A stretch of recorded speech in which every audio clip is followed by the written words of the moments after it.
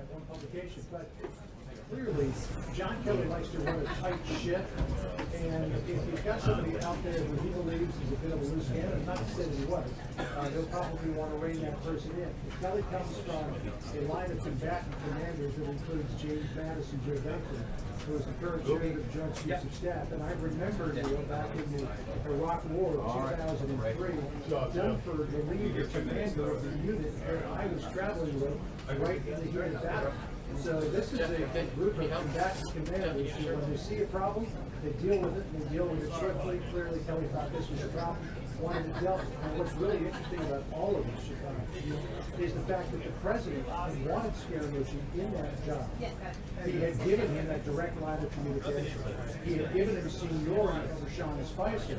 And 10 days later, in comes John Kelly and Scaramucci out. So it just goes to show that the president was willing to take some pretty drastic steps to continue to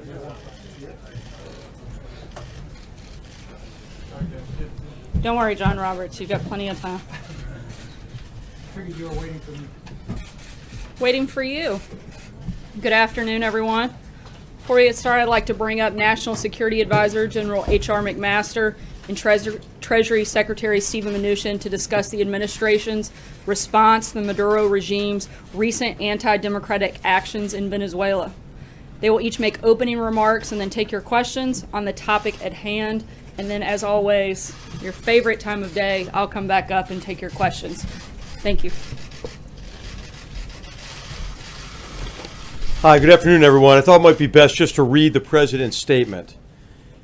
Since President Trump's inauguration, the Trump administration has called on Venezuela's Maduro regime to respect Venezuela's constitution, respect the role and authorities of the constitutionally established National Assembly, hold free and fair elections, address the humanitarian needs of the Venezuelan people, release political prisoners, and stop oppressing its great people.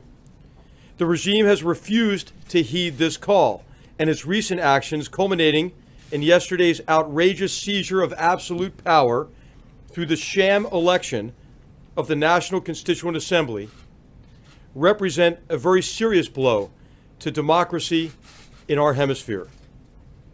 Maduro is not just a bad leader, he is now a dictator. The United States stands with the people of Venezuela in the face of this oppression. We will work with our partners to hold accountable all those responsible for the escalating violence and ongoing human rights violations. The president promised strong and swift actions if the regime went forward with imposing the National Constituent Assembly on the Venezuelan people. And he will keep that promise. Secretary Mnuchin. Thank you, General. Today, the United States is broadening its effort to address the ongoing assault on Venezuela's democratic institutions by the Maduro regime. Treasury's Office of Foreign Assets Control, OFAC, has sanctioned the president of Venezuela, Nicolas Maduro Moros. As a result of today's sanctions, all assets of Maduro subject to U.S. jurisdiction are frozen, and U.S. persons are prohibited from dealing with him.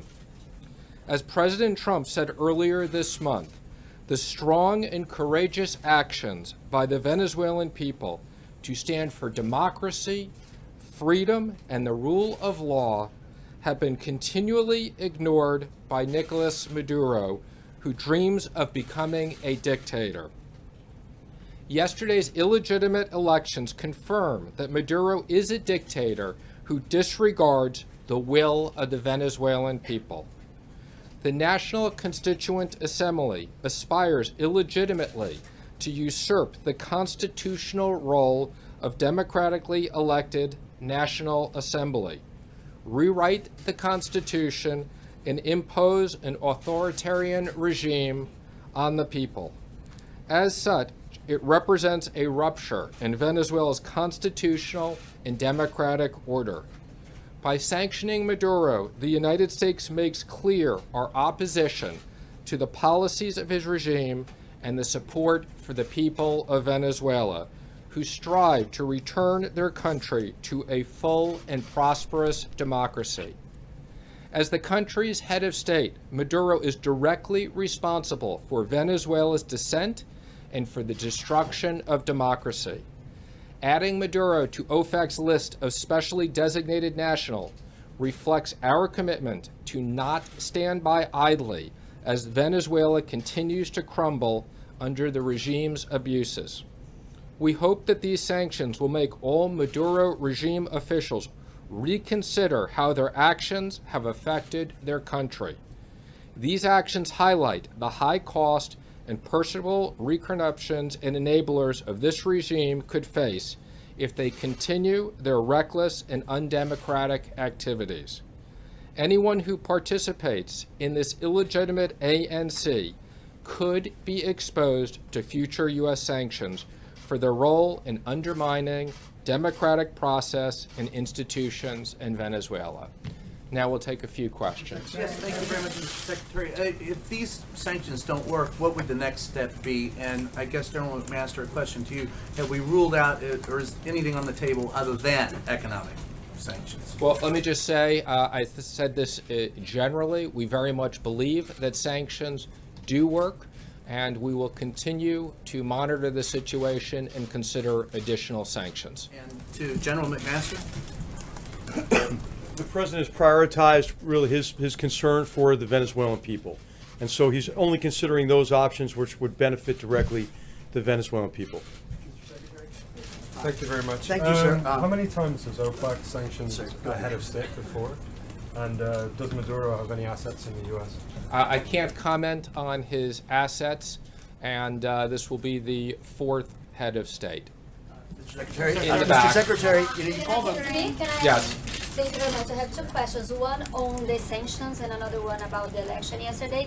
And about the election, I want to know if you see the election as an attempt by Nicolas Maduro to consolidate power and dismiss the election next year.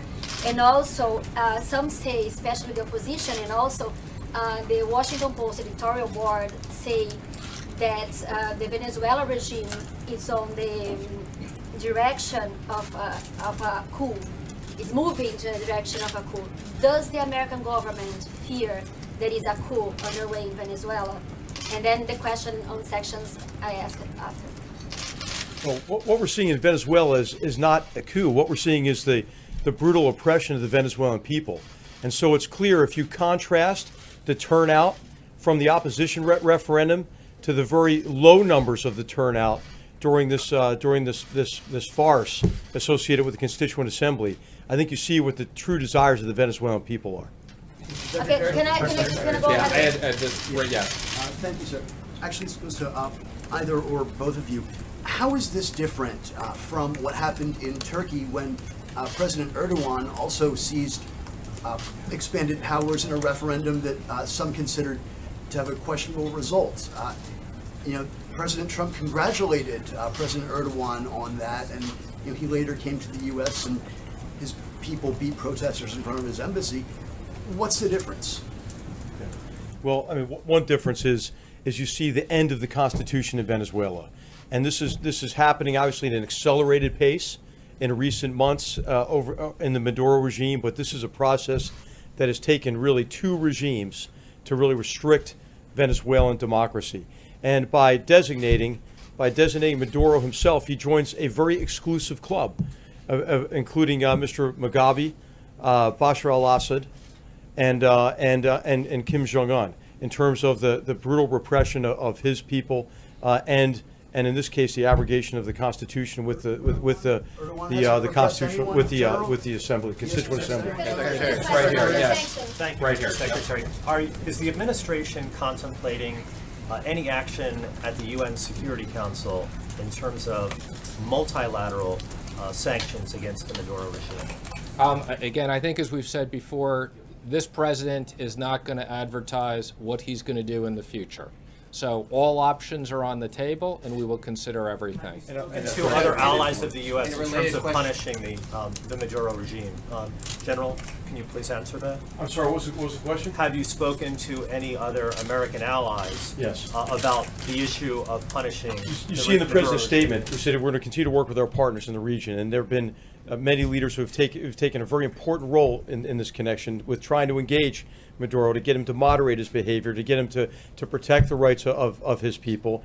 As you know, the Organization of American States has tried very hard in this area as well, and so the president is committed to working with partners in the region on behalf of the Venezuelan people. And we had several countries last week join us in our previous sanctions.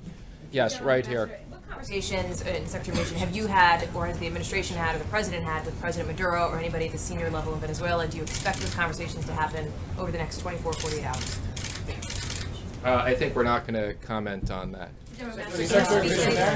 Thank you, sir. You had said before, the president had promised strong and swift economic sanctions. This is not really economic, this is more individual.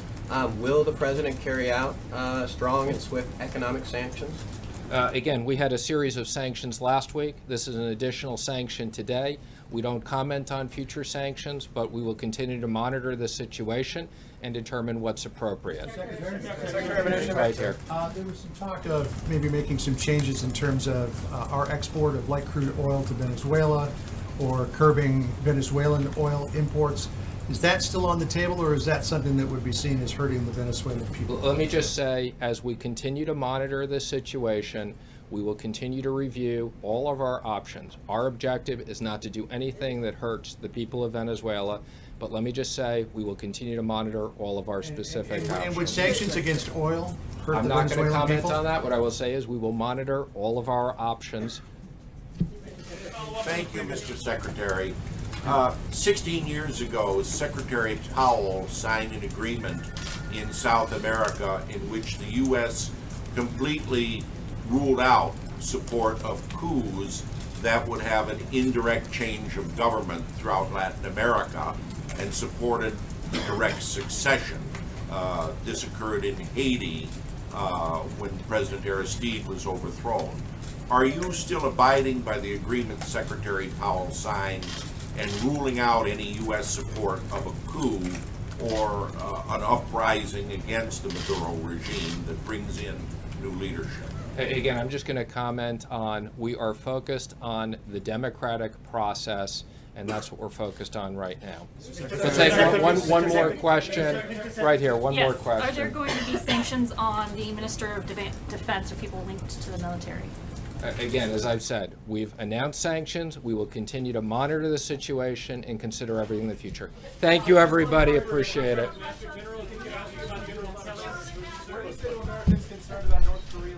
You guys wasted all your questions on the same one over and over. Just kidding. Tough crowd today.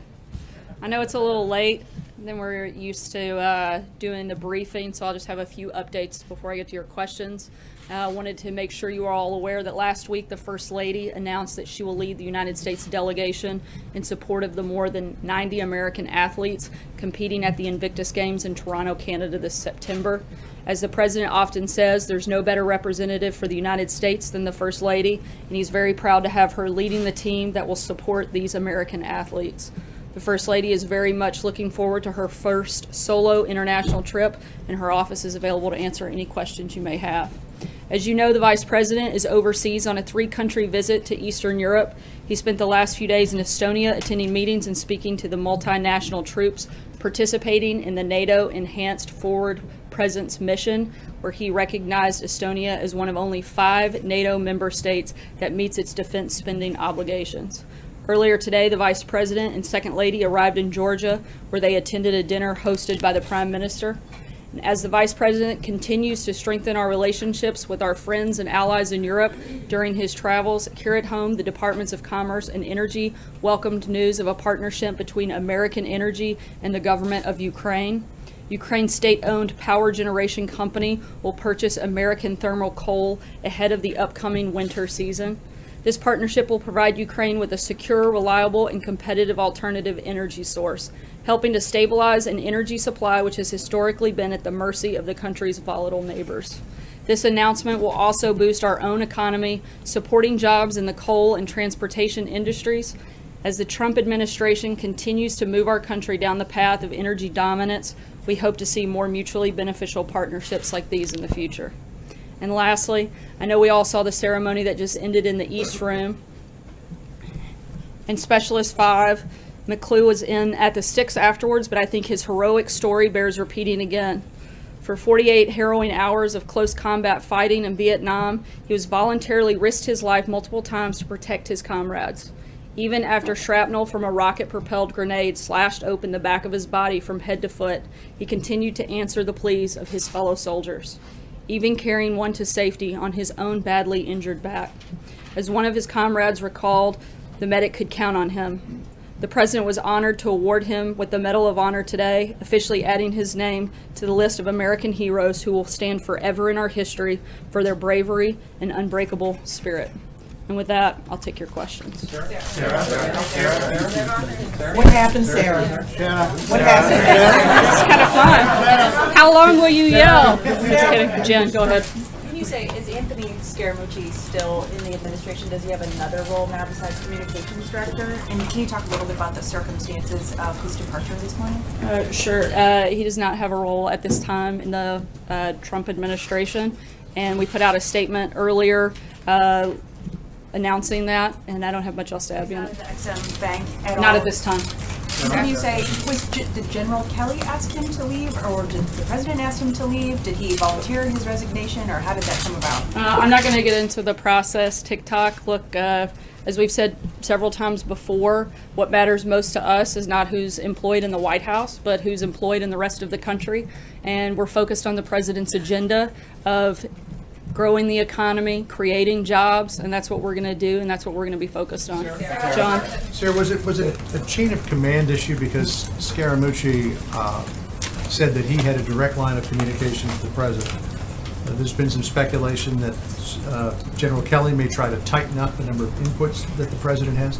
So was it something about the chain of command, or did it have anything to do with that interview that Scaramucci did last week? Look, the president certainly felt that Anthony's comments were inappropriate for a person in that position, and he didn't want to burden General Kelly also with that line of succession, as I think we've made clear a few times over the course of the last couple of days to several of you individually, but General Kelly has the full authority to operate within the White House, and all staff will report to him. When you say didn't want to burden him with that line of succession, you mean the chain of command?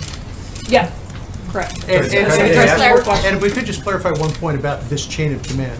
Apparently Jared Kushner and Ivanka Trump have said they look forward to following General Kelly's lead.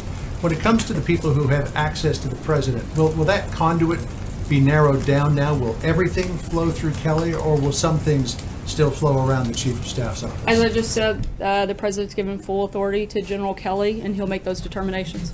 April? Sarah, this statement that was released by the White House says Mr. Scaramucci felt that it was best to give the Chief of Staff, John Kelly, a clean slate and the ability to build his own team. But you just said the president felt that his comments were inappropriate. I don't see those as being mutually exclusive. I think Anthony wants General Kelly to be able to operate fully with a clean slate, build his own team, while at the same time the president felt his comments were inappropriate. Those two things aren't mutually exclusive. And a follow-up to that, with the new hierarchy with General Kelly, tell us what it looks like in this administration. You know, as we've laid out, General Kelly, I think, will bring a new structure to the White House and discipline and strength, and we're all really excited to work with him. And in terms of, I'm not going to draw out an org chart up here, but we'll keep you guys posted as Steve Bannon, Kellyanne, everyone reports under him instead of going straight to the president with issues. Does every special assistant go to General Kelly first? I think I've been clear that General Kelly has the full authority to carry out business as he sees fit. John Decker. Thanks a lot, Sarah. Real quick one first. I have two for you. The real quick one, it regards Sean Spicer. Will he be in the administration in any way now that Anthony Scaramucci has announced that he will not be a part of the Trump administration? I'm not aware of any changes that have been made on that front. And then my second one is this: 10 days ago, Anthony Scaramucci was introduced as the new White House Communications Director. 10 days later, he's out of a job. The president announced on Twitter that there's no chaos at the White House. How would you describe what has happened over the course of the past 10 days?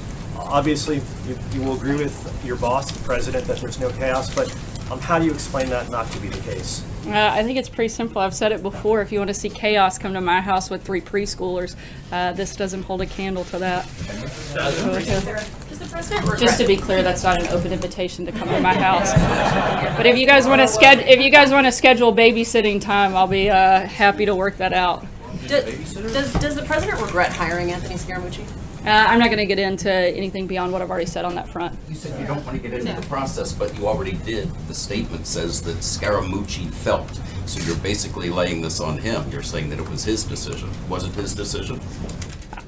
I think I've been pretty clear that the president felt it was inappropriate. Both Anthony and General Kelly also, I think, came to a mutual agreement, and we're moving forward to focus on the jobs outside of this building, not within it. So two questions, one on this and then a different topic. Just to clarify, because I want to make sure I understand the word he here, who this refers to. You had said a minute ago, he didn't want to burden General Kelly also with that line of succession. The he there, that's the president. So it's you were saying that it's the president who was deciding that. Look, we all serve at the pleasure of the president, but I think that this was a mutually agreed conversation that took place between several people. Stephen, on the other topic, another topic. Just on Russia and Russia sanctions. Do you know whether the president has or intends to soon sign the Russia sanctions bill, and why hasn't the president taken the opportunities he's had today, several public opportunities, to say something in response to Vladimir Putin's retaliation with the 755 diplomats? Yeah, so we put out a statement over the weekend stating the president's intent to sign, and we'll let you know when that takes place. We'll let you know when that's going to happen. And in terms of your second question, the follow-up was, I'm sorry? Why hasn't he taken the opportunity to say something forceful to President Putin? I mean, I've talked to folks today who said it's kind of striking, the silence from the president, with no sort of response out of his own mouth. He had a couple of opportunities today to say something about it, and he didn't. Right now we're reviewing our options, and when we have something to say on it, we'll let you know. Not to beat a dead horse, but to go back to April's question. Why not? That's our favorite thing to do. You said earlier all staff will report to the new chief of staff. Does that include Jared Kushner? Does that include Steve Bannon? Everyone reports to Kelly? That includes everybody at the White House. Okay, and then I want to also ask just a question about tax reform. Will the administration absolutely support the version of tax overhaul that comes out of the Ways and Means Committee? Well, we're working hand in glove with, we put out a joint statement with the Big Six. We'll continue working with them and announce details as they come forward. Francesca? Thank you, Sarah. When Sean Spicer resigned, it was for a clean slate. Now that Anthony Scaramucci resigned, that's also for a clean slate. Has the slate been totally cleaned at this point? Should we expect any more staff shakeups? Everybody else in senior staff positions is planning to remain for this time? Yes, they are. John Gizzi? Yeah, thank you, Sarah. Two very brief questions. Is there any chance you will just leave the job of communications director alone, having had two people who held it leave rather abruptly in both cases? We'll let you know when we have any personnel announcements to make on that front. The other thing I wanted to ask was when the president made his speech to police officers on Friday, almost within minutes, statements came from police chiefs across the country criticizing his remarks that seemed to endorse the use of force by police in certain arrests. Was the president joking when he said this, or did he check his remarks out with the International Association of Police Chiefs, or maybe the Attorney General? I believe he was making a joke at the time. Trey? So to be clear, because the statement says that Anthony Scaramucci is no longer with the administration, was Scaramucci fired by the president, or was he asked to resign? Again, I'm not going to get into anything beyond what I've already said on that. Quick follow-up from the president's perspective. You said this was a back-and-forth conversation. Can you take us through a little bit of what the president is looking for in his communications shop, why he might make this decision to make a clean slate?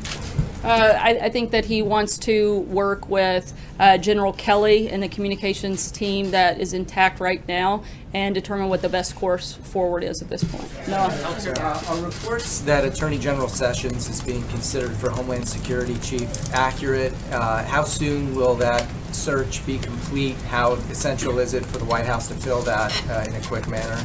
There are no conversations about any cabinet members moving in any capacity, and the president has 100% confidence in all members of his cabinet. Allie? Two questions for you. One, on the Scaramucci issue, you said the president found his remarks inappropriate. Obviously, the president is not a stranger to salty language. Can you specify what exactly he found inappropriate or disturbing about that? I said he found it inappropriate for a person in that position. To do what? I believe the comments that he made, he found those comments inappropriate. I'm not sure what's unclear. Okay, as in a betrayal sort of the rest of the staff? Just trying to find out, because you talk about the messaging being important for the president here, and obviously the head of the communications department is crucial to that effort. So just trying to figure out what exactly went wrong between this morning when Scaramucci was here and this afternoon. Again, I don't think that it's complicated to understand that the president felt the comments were inappropriate. I can't really explain it any further than that. I'm not sure what's hard. On North Korea, obviously, events over the weekend have unfolded. There has been some discussion from outside analysts who are increasingly speculating about the possibility of a first strike. Is that an option on the table for this White House? As we've said many times before, the president's not going to broadcast any decisions, but all options are on the table. Thank you, Sarah. Thank you, Sarah. The president week before last signed an executive order on infrastructure. Does that mean that the president has not no intention, but is not going to prioritize working with Congress on an infrastructure bill? Is there any discussion at this point of moving forward on any sort of legislative plans for infrastructure, especially digital, since he mentioned in Iowa? The president's been very outspoken on the need for a massive overhaul to the country's infrastructure system, and that's certainly still a priority, both legislative and in any capacity that he has the ability to carry that out. Matthew? Thanks, Sarah. Just kind of big picture here. We've seen the chief of staff, the deputy chief of staff, handful of communications directors, a press secretary, and a national security advisor all leave in the first 6 months of this administration. Can you tell us a little bit about why there's been all of this turbulence? I know you don't like to get into the process, but just all those things together, what's going on? Look, we're continuing to focus on the president's agenda. We're going to have staff changes. We let you guys know when they happen. But like I said earlier, what matters to us are not the jobs that are within this building, but the ones outside of there. That's why the president's been so focused on growing jobs. We've created over 1 million new jobs since he took office, the lowest unemployment in the last 16 years. Consumer confidence is at an all-time high. We're focused on creating a strong economy and growing jobs outside of this building, not focused on the ones within. We're going to continue to do that. Healthcare, if I may, a quick follow-up on healthcare. Sure. Mick Mulvaney said the White House doesn't want any votes in the Senate until they're voting on healthcare. With John McCain out, Pence out of the country, they don't appear likely to vote on healthcare. And you guys are also pushing for the confirmation of some nominees. Is it the White House position that they will accept the Senate voting on non-healthcare things over the next few weeks and months? We're continuing to push forward, hopefully with the repeal and replacement of Obamacare. We've never been shy about that, and we're going to continue to do that. Alexis. Alexis. The President's Legislative Affairs Director was talking today at the museum about the President's tax reform ambitions, and I wanted to ask if you can elaborate on the President's hope to travel in August to begin to talk about tax cuts and tax reform, and his interest in maybe getting some Democratic senators interested in supporting legislation. Do you have any details that you can supply about where it might go and the message he wants to impart? Not at this time, but certainly we'll make sure we keep you guys posted on the president's travel and schedule throughout August. I know he does hope to have a large amount of support for tax reform. It's something that is vital to our economy and something certainly the administration is very focused on.